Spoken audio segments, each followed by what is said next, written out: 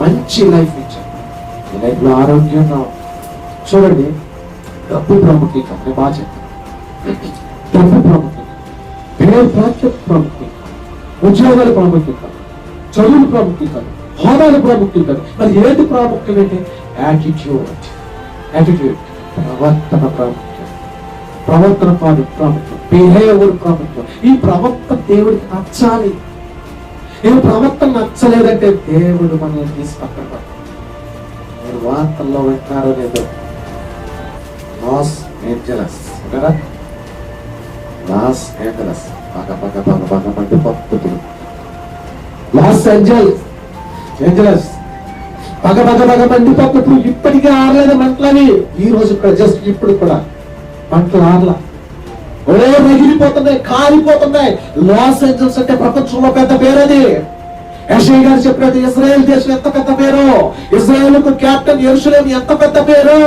Los Angeles అనేది ప్రపంచంలో పెద్ద పేరు. అది ఎంత పెద్ద పేరు అంటే అమెరికాలో మెయిన్ క్యాపిటల్ అని, అమెరికా దేశానికి మెయిన్ మహానగరం అది. ఆ నగరంలో ఎవరుంటారా అంటే గొప్ప గొప్ప ధనవంతులు, గొప్ప ఫిల్మ్ యాక్టర్లు ఉన్నారు, గొప్ప రాజకీయ నాయకులు ఉన్నారు, గొప్ప సైన్సిస్టులు ఉన్నారు అమెరికాలో లాస్ ఏంజల్స్ లో. కానీ ఈ రోజు ఏమైపోతుందో తెలుసా?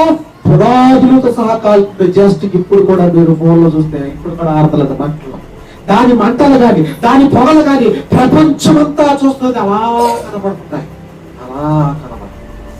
ఆ లాస్ ఏంజల్స్ కాలిపోతుందట. ఎందుకు కాలిపోతుంది? ఒకడంటాడు ఉద్యోగం లేక పని పాటలాగా తిరిగేవాడు, గాలి తిరిగేవాడు, సిగరెట్ కాలు తిరిగేసి అక్కడక్కడ అంటించాడు అంట. న్యూస్ ఆడంటిస్తే మొత్తం దేశమంతా కాలిపోద్దా న్యూస్ పుట్టిందంటే పెరిగిందంట. మనమంతే మన బిహేవియర్ అంతే. ఏమో జరిగిందంటే అయ్య బాబాయ్ అదే జరిగిపోయిందంట. ఆయన జరిగిందే లాస్ ఏంజల్స్ లో జరిగింది ఏంటంటే 20 సంవత్సరాల నుంచి వర్షం లేదు అక్కడ. 20 సంవత్సరాల నుంచి వర్షం లేకపోతే భూమి ఎండిపోతే ఆ 2-3 ఆ గత కాలంలో సంవత్సరం కిందట వర్షం కొడితే ఒక్కసారిగా మొలకలు వచ్చాయి, పెరిగాయి, పచ్చగా ఉన్నాయి, చక్కగా చాలా బాగుంది, ప్రకృతి అందంగా ఉంది. లాస్ ఏంజల్స్ ప్రాంతం 20 సంవత్సరాల నుంచి వర్షం లేదట. 20 సంవత్సరాల వర్షం లేకపోతే ఒక్కసారిగా వర్షం వచ్చేసరికి ఎత్నాలన్నీ మొలకెత్తే ఏపుగా పెరిగిన చాలా అందంగా పెరిగింది. మరలా వర్షం ఎలా పెరిగాయో అలాగే వాడిపోయేసరికి ఎవ్వరు చిన్న నిప్పులు వేసిన మొత్తం ఆ పట్టణం అంతా అంటిపోయే స్థితికి మాడిపోయే స్థితికి ఏగిపోయేట చెట్లు ఏగిపోతే ఆ వేడి కిరణాలు వచ్చినప్పుడు, ఆ వేడి గాలులు వచ్చినప్పుడు చెట్లు రాసుకొని నిప్పురవ కలిగి ఆ వేడికి చెట్లు అట్టుకుపోయి లాస్ ఏంజల్స్ మొత్తం తగలడిపోతుంది. ఇప్పుడే ఇంటికి వెళ్తా చూడండి, ఇప్పుడే లాస్ ఏంజల్స్ మొత్తం తగలడిపోతుంది. చూడండి, దేవుడిని ఎదిరిస్తే అలా ఉంటుంది, దేవుడికి నచ్చని విధంగా నడిస్తే అలా ఉంటుంది, దేవుడి హెచ్చరికలు గుర్తించకపోతే అలా ఉంటుంది. నీకు ఆయుధం కన్ను అయితే, నీకు ఆయుధం కత్తి అయితే, నీకు ఆయుధం లవ్ అయితే, నీకు ఆయుధం మోసం అయితే, నీకు ఆయుధం అబద్ధం అయితే, నీకు ఆయుధం నాలుగైతే ఆయన వెపన్స్ నేచర్, ఆయన వెపన్స్ ప్రకృతి, ఆయన ఆయుధం ప్రకృతి. చూడండి, ఆ లాస్ ఏంజల్స్ కి, ఆ అమెరికా దేశానికి, ప్రపంచానికే గుణపాఠం చెప్పేలా చేశాడంటే అక్కడ అగ్ని పుట్టించాడు. ఆ అగ్నిహోత్రుడు, ఆ సార్వభౌముడు ఒక్కసారిగా ఆ భూస్వాములు అనుకున్నారు గొప్ప కూలిపోయారు, మేధావులు అనుకున్నారు దిగొచ్చారు. విలువైన బంగారం వజ్రాల వైడులు అవార్డులు, ఆ హాలీవుడ్ సంబంధించిన అవార్డులన్నీ కాలిపోయాయి. కోట్ల ఉన్న ఆస్తులు మట్టయిపోయాయి, మస్ అయిపోయాయి, దిక్కుతోచన పరిస్థితి. లాస్ ఏంజల్స్ ఒక డైరెక్ట్ కి కోట్లు, ఒక సినిమా యాక్టర్కి లక్షల కోట్లు, కార్లు కోట్ల ఖరీచేసే కార్లు కూడా మన మాడిపోయి పరిగెత్తుకుంటూ వచ్చారు. వాళ్ళకి వస్త్రాలు ఇస్తున్నారు, ఇప్పుడు వస్త్రదానం చేస్తున్నారు. ఇప్పుడే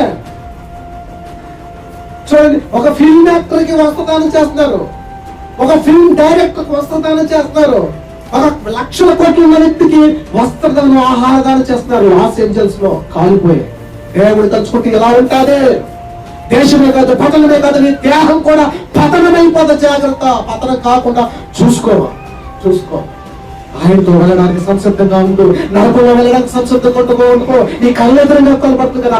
ఆ రోజు సొదొమ గొమొర్రా అలా కాలిపోతుంటే అబ్రహాం చూసి ఏడుస్తున్నాడు, ఆశ్చర్యపోయాడు. సూర్యుడు ఉదయించే వరకు ఆ పొగలా కనబడుతుందంట అబ్రహాంకి. ఆ రోజు అబ్రహాం కనబడతాం కదా సొదొమ గొమొర్రా గంధకాలు, అగ్ని గంధకాలు. ఈ రోజు నీకు నాకు లాస్ ఏంజల్స్ కనబడుతుంది చూడు. ఇంకా దేవుని ప్రభావం గుర్తించవా? ఇంకా టీవీ చూస్తున్నాం, వార్తలు చూస్తున్నాం, అన్ని ఉన్నాం. చూడగలిగా మీకు విషయం చెప్తున్నా. 2004లో the Passion of Christ movie వచ్చింది, విన్నారా? 2004 సంవత్సరంలో ద ఫ్యాషన్ ఆఫ్ క్రైస్ట్ అనే మూవీ వచ్చింది. ప్రపంచాన్ని కుదిపేసింది ఆ మూవీ.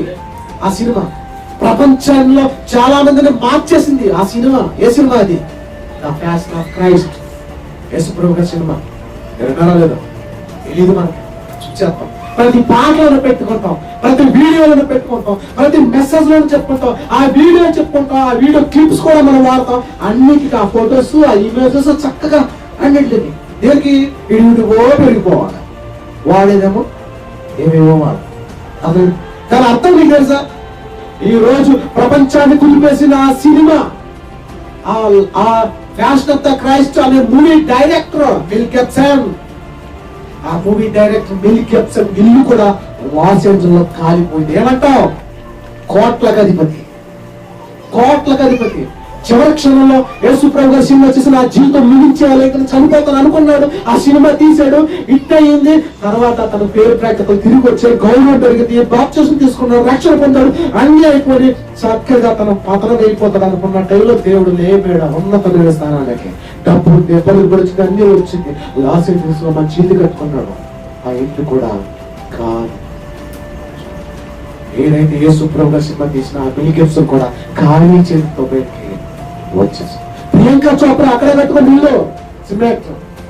ప్రియాంక చోప్రా ఖాళీ చేతితో వచ్చేసి టీవీలో చూస్తున్నట్టు కదా నా ఇల్లు ఎలా కాలిపోతున్నా చూడండి. డబ్బు అలాగే ప్రభుత్వాలు అలా ఆదుకున్నాయా? వాళ్ళు తెర మీద వేసే వేషాలు, నాటకాలు, ఆ గంతులు, ఆ అభిమానం, ఆ ఫ్యాన్స్ పోలే వాలంటీర్, ఇదంతా వాళ్ళని ఆదుకున్నాయా?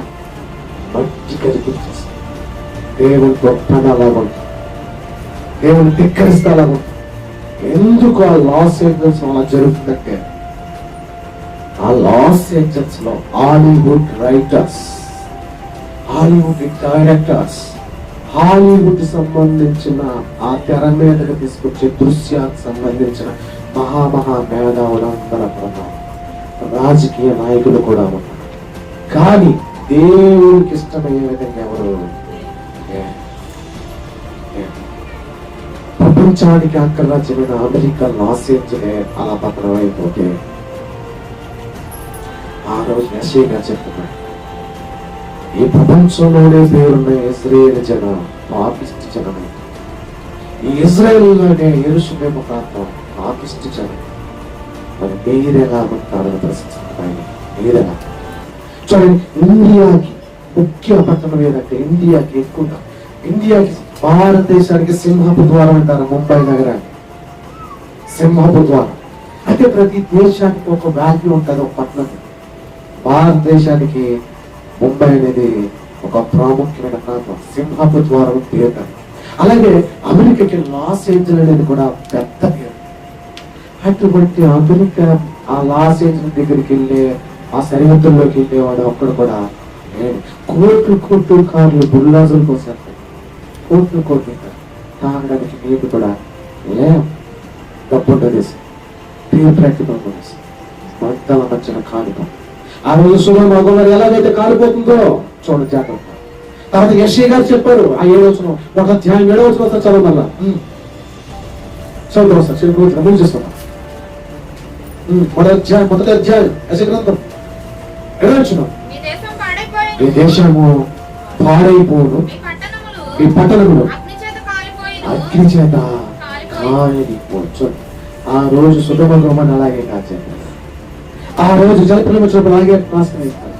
ఆ రోజు తర్వాత ఇది యెషయా గారు మాట్లాడుతాడు, మీ పట్టణాలు ఇలా అయిపోతాయి, మారితే ఆ రోజే కాదు, ప్రపంచమే ఇలాగైపోయిన తర్వాత మీ ఆత్మను కూడా ఏమైపోతుంటే కాలిపోతాయి. ఎలా కాలుతాయంటే చూడండి, అగ్గి ఆరదు, పురుగు చావదు. ఇది శ్రమ. ఆ శ్రమ తరగనిది, ఆ శ్రమకు ముగింపు లేనిది, దానికి ఇంకా తిరిగేలేదు. ఇంకా అక్కడికి వెళ్ళిన తర్వాత దేవునికి నీకు సంబంధం ఉండదు, నీ వారికి నా వారికి సంబంధం ఉండదు. పిల్లరా ఉండదు. జాగ్రత్త పరిస్థితులు బాగా.